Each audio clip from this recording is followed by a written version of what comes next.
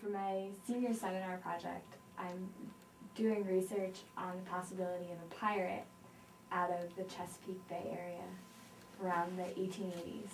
And I was wondering if you had ever heard of anything like that. In the 1880s, no. Why do you think it was not possible for someone to pirate out of Chesapeake at that time? Well, there was just so many boats that were traveling up and down the bay. It's one of the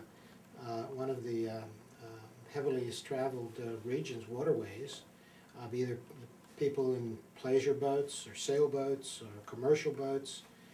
It would be hard for anybody to pull something like that in the 1880s. There was a lot of activity.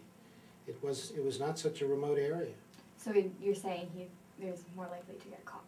Very likely, I would say. So, do you know anything, because you do local Virginian history, do you know anything about maybe the local crime system? Was there really like a police force back then, or was it more just a local sheriff? Or? Well, you had the federal government that controlled the waterways, and even though the Coast Guard didn't exist at that point, the United States Navy had a cutter service that did patrol the waters, and they had been in existence for many years, since the beginning of the country, really. How they would have reacted to something like this, I think that they would have been alerted very quickly. They would have been on alert for any indication of this kind of activity. It's hard to imagine if someone were to let's say commit an act of piracy once. I think that the cutter service would be on it even in the 1880s very quickly. And I doubt that the individual would have a second chance, or if he did, they would be ready for him. Do you have any knowledge of maybe the problems between Maryland and Virginia? Just from my research, I've heard there's a bit of dispute over the water rights. Oh, absolutely. So, do you think that could have aided a pirate maybe operating out of Virginia, attacking Maryland boaters? Well, if it were a case of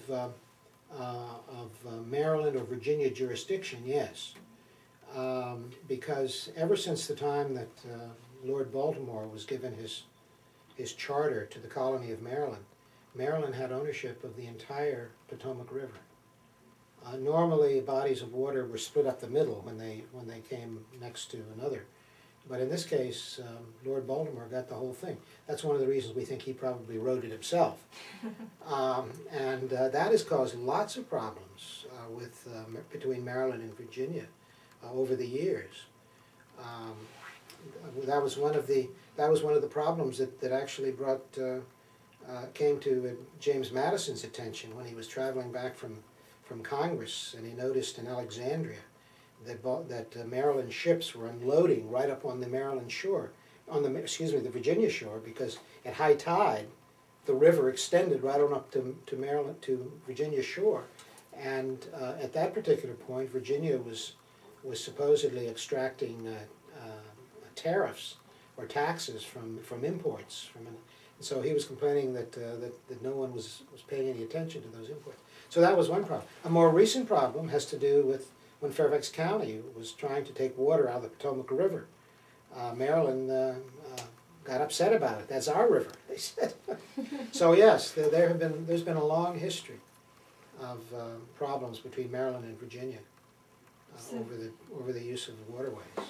So there could be a possibility of maybe a rebel in Virginia kind of reacting to it? I suspect yes, I think that had it been in the Chesapeake Bay, that's probably national waters. I'm not quite. I don't think that a particular state controls that.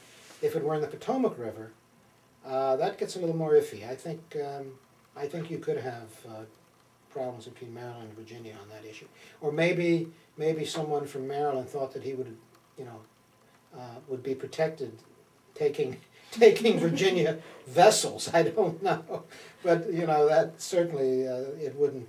If he thought that, it wouldn't have worked out well for him in any way, because he eventually would have been apprehended. But I have not heard of anything of that sort.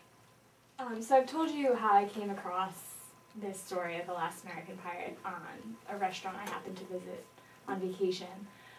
Do you think that this is local legends just a complete fabrication? Do you think there's any kind of truth to it? No, I don't think so. I think it's just a complete hoax.